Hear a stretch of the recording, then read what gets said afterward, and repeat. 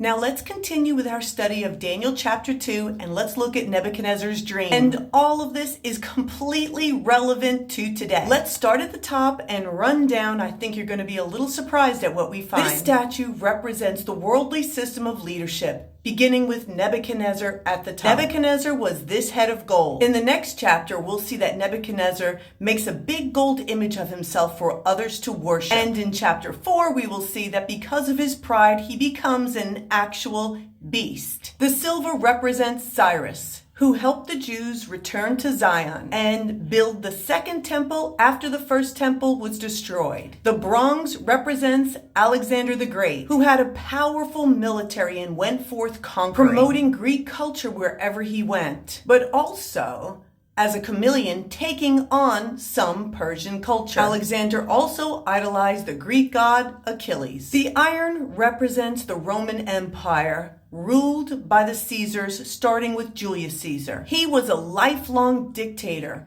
who seized power by starting a civil war. He claimed his lineage to be from the goddess Venus. This he did to legitimize his power and rationalize his authority as divinely ordained. As we move down the timeline, we enter the revised Roman Empire. There have already been 6 revivals of the new Roman Empire, and the 7th is beginning now. But I'll talk more about that in the next part of this Daniel chapter 2 series, along with the feet of clay and iron. For now, let's just look at how each of these sections make up the whole of a worldly system of leadership. So let me show you how Antichrist Trump has so much in common with every one of these. Trump made the head of gold pin for his loyalists, the head of gold balloon, as well as the gold image of himself. Trump recognized Jerusalem as the capital and moved the American embassy there, which stirred up talk of a third temple, and he has been put on a coin as a Cyrus. Trump has the most powerful military in the world, and he has been talking about going forth conquering Greenland, Canada, Gaza, Panama Canal. He says he is pro-American but sells us out.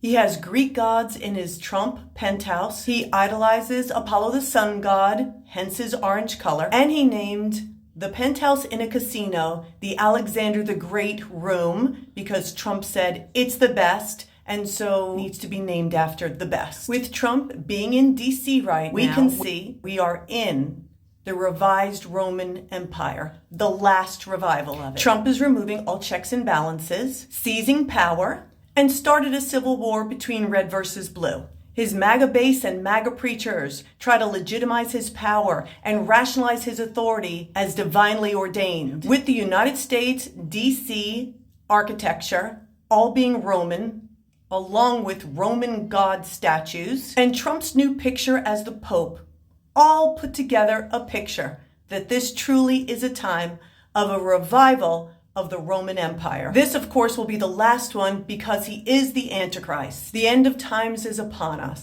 Stay tuned for the last part of this Daniel chapter 2 Bible study. There is good news ahead for true believers, but for MAGA, unless you repent, it's not looking so good for you all.